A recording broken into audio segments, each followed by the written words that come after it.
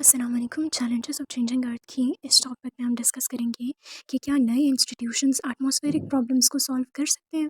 Atmospheric problems में major हमारे पास आ जाती हैं acid rain, ozone depletion and climate change. तो इनको सॉल्व करने में, इन प्रॉब्लम्स को ओवरकम करने में न्यू इंस्टीट्यूशंस की क्या स्ट्रैटेजीज़ हैं, क्या रोल है, तो वो हम डिस्कस करेंगे।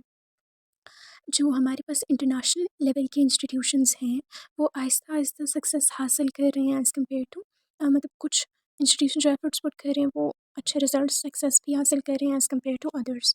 जैसा कि 1997 में ये एनालाइज़ किया गया कि जो 1969 में वाइना कन्वेंशन हुई थी, उसके उसके साइन होने के 12 साल बाद का जो एनालिसिस किया गया, और इसी तरह मॉन्ट्रियल प्रोटोकॉल जो कि 1987 में हुआ था, उसके साइन करने के विदिन 10 ईयर्स क्या हुआ था। इन दोनों का मकसद यही था कि ओज़ोन लेयर की प्रोटेक्शन की जाए, ठीक है। ओज़ोन डिप्लीटिंग सब्सटेंसेस ओडीएस जो होते हैं उनको रिड्यूस किया जाए, उनके लेवल को, उनमें मेजर सीएफसीज क्लोरोफ्लोरोकार्बन सी आते हैं। तो इनकी मदद से फिर ये देखा गया कि 1997 तक का जो एनालिसिस किया गया कि पहले जो अमाउंट थी सीएफसीज की एटमॉस्फेयर में, जो कि डैमेज करी थी ओज़ोन लेयर को, वो 1.2 मिलियन टन पर ईयर थी। और इन इन प्रोटोकॉल्स पे एप्लीकेशन के बाद, इनको फॉलो करने के बाद, इस कुछ अरसे के दौरान ही वो 1.2 मिलियन से रिड्यूस हो गई अप टू 1,60,000 टन तक, ठीक है। तो ये और आगे भी एक्सपेक्ट किया जा रहा है कि फ्यूचर में ये मज़ीद रिड्यूस होगी। तो इस तरह से अगर हम कुछ पॉजिटिव एक्शंस लें इंटरनेशनल लेवल पे, इस तरह के कन्वेंशंस करें, तो इन प्रॉब्लम्स को ओवरकम किया जा सकता है।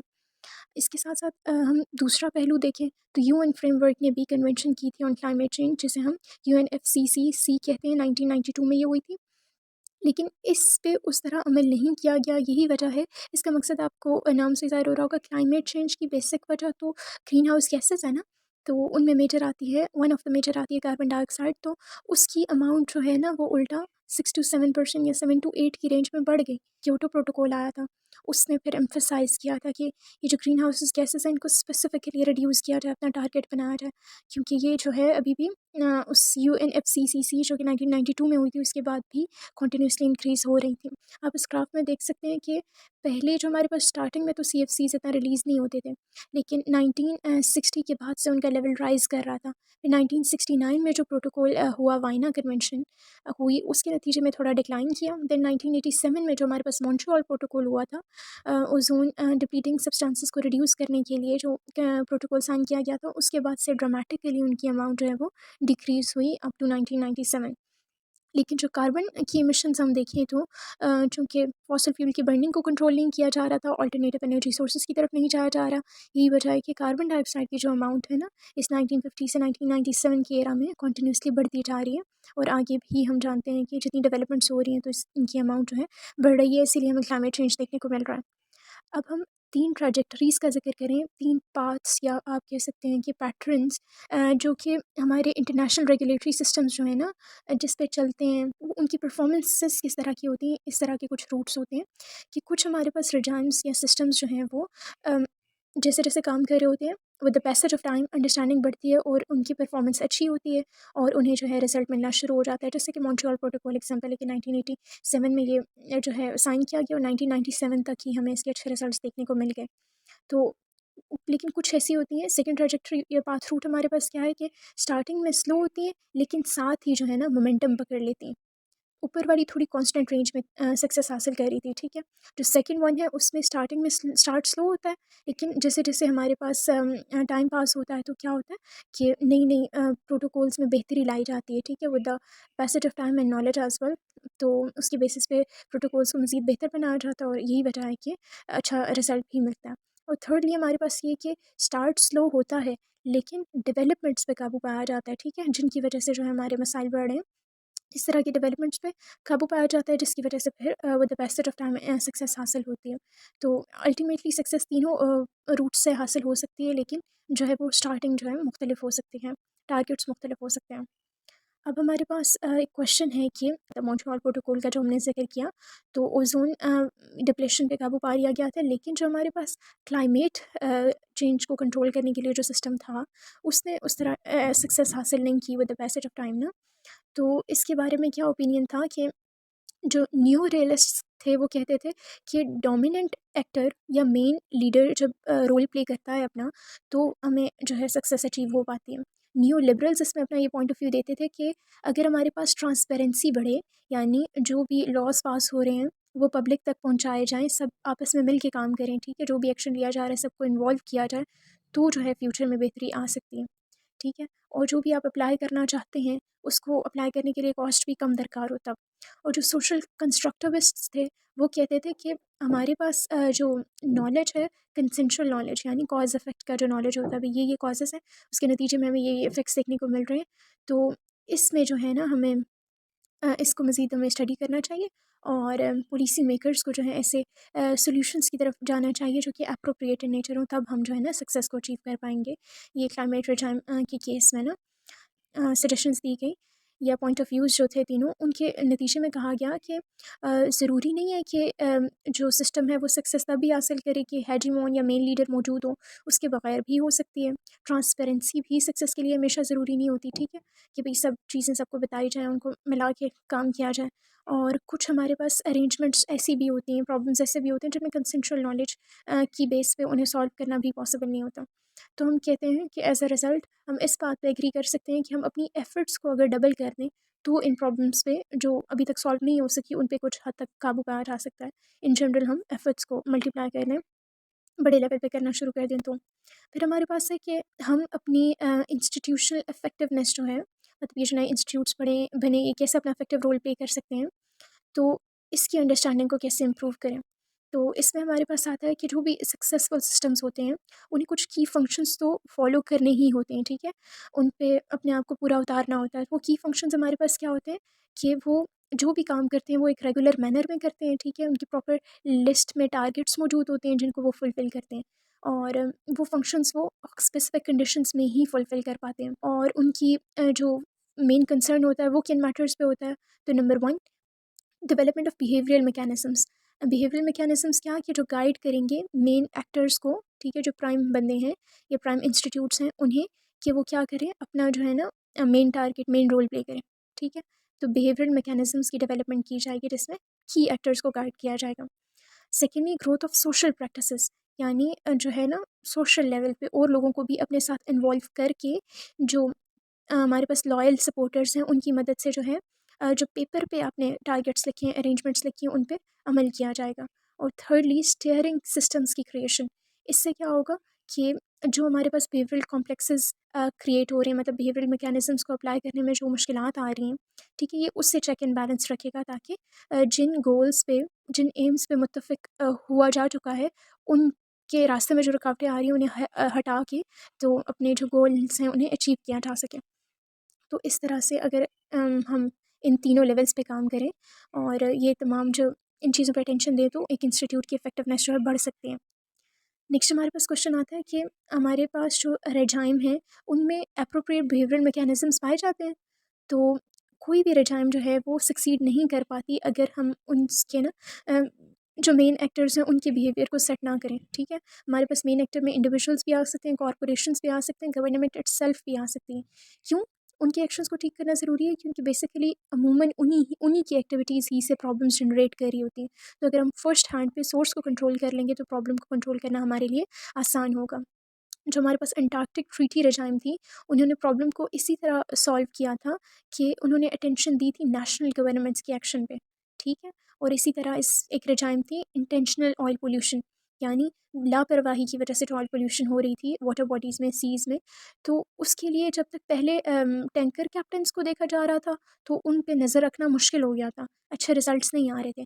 लेकिन जब उन्होंने अपने सिस्टम को रिकंस्ट्रक्ट किया तो उसमें उन्होंने क्या कहा कि ऑयल टैंकर कोई उस वक्त तक इशू होगा ही नहीं जब तक उसमें प्रॉपर प्रॉपर सेग्रीगेटेड बैलिस्ट टैंक्स ना हो, ठीक है, जिनमें एबिलिटी हो ऑयल को वाटर से सेपरेट करने की, इस तरह से सेग्रेटेड बैलिस्ट टैंक्स एसबीटीज़ ना हो, तो फिर जाके उन्हें इंश्योरेंस भी मिलेगी और उनको जो है न्यू टैंक इशू भी किया जाएगा।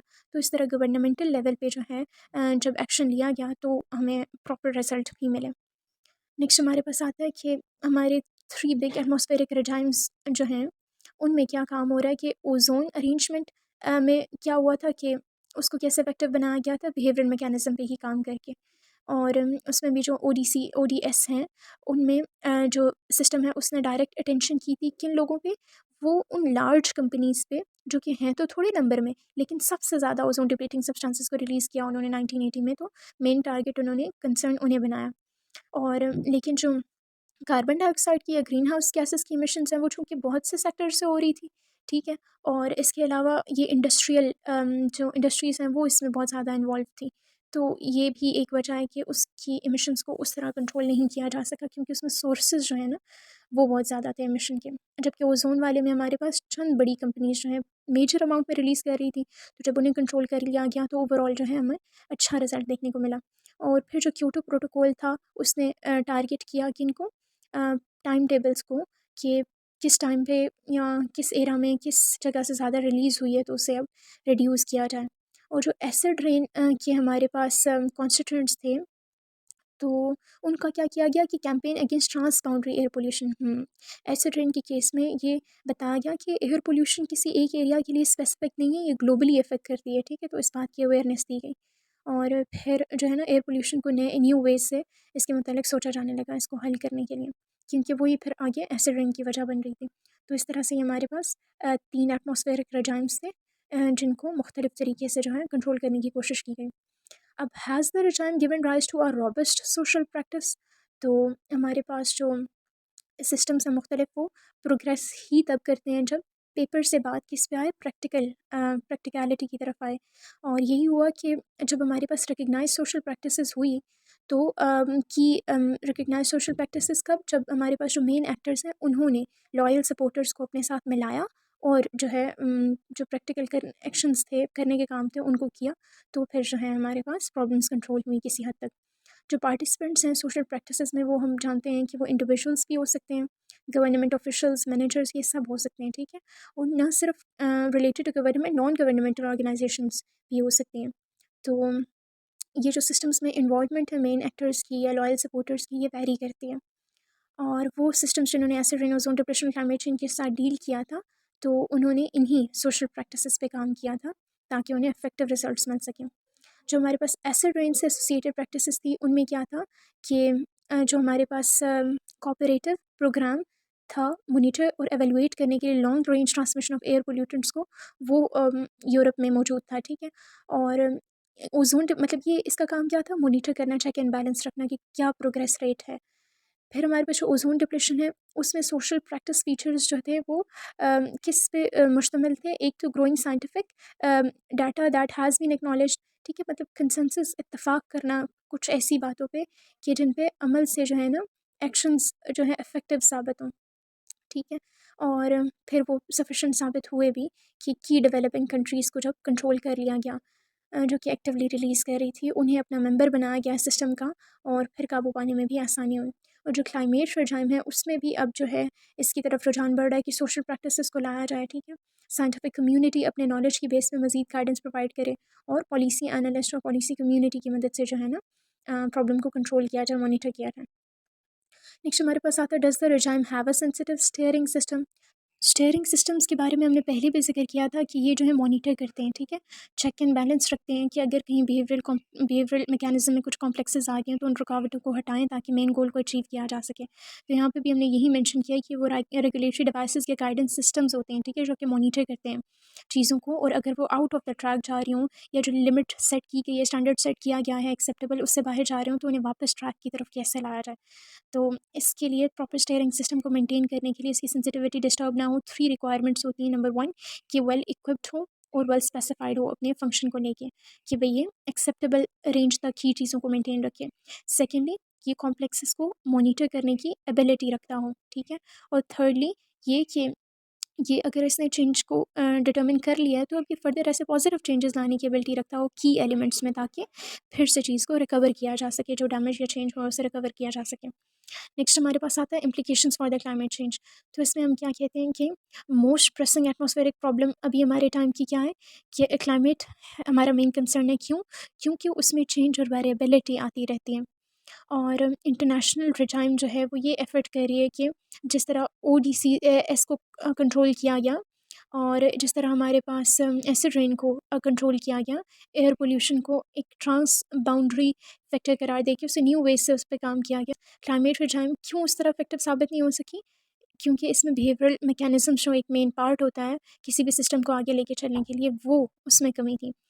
तो क्या करना चाहिए, इसको बेहतर बनाने के लिए गवर्नमेंट को इम्पोज़ करना चाहिए कि अच्छी क्वालिटी का फ्यूल यूज़ किया जाए, ताकि हमारे पास जो है ना ग्रीन हाउस गैसेज़ ज़्यादा जनरेट ना हो फ्यूल्स से जो हो रही हैं, ठीक है? बर्निंग ऑफ फॉसिल फ्यूल से जो हो रही हैं। ऑटो मैन्युफैक्चरर्स को ये बात उनको एम्फसाइज़ करवानी चाहिए। और इसके अलावा पब्लिक ट्रांसपोर्टेशन को इम्प्रूव करना चाहिए, ताकि सब अपनी इंडिविजुअल ट्रांसपोर्ट को ना यूज़ करें और पोल्यूशन कम से कम जनरेट हो और ग्रीन हाउस गैसेज़ को कंट्रोल किया जा सके। इसके अलावा अल्टरनेटिव फ्यूल्स या एनर्जी कंजर्वेशन मेजर्स की तरफ जाया जाए, और इंटरनेशनल फाइनेंशियल मैकेनिज़म्स बनाए जाएँ, जैसे कि हमारे पास मॉन्ट्रियल प्रोटोकॉल या मल्टीलेटरल फंड में बनाए गए, ताकि इस प्रॉब्लम को, जो कि एक मुल्क ही नहीं है बल्कि ग्लोबल प्रॉब्लम है, इसको इफ़ेक्टिव वे में सॉल्व किया जा सके क्लाइमेट सिस्टम के through. That's it for this video. Stay tuned for more informative stuff and stay blessed.